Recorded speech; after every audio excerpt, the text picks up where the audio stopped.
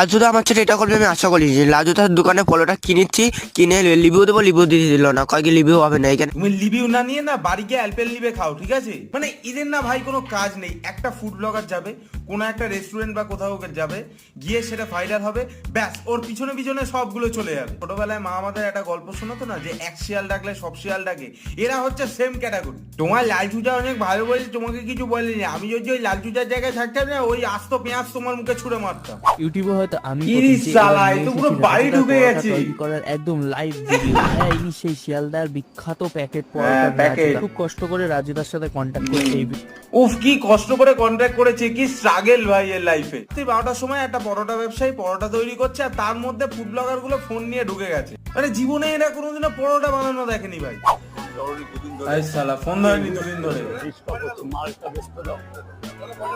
শালা ও চুমু খাচ্ছে ভাই।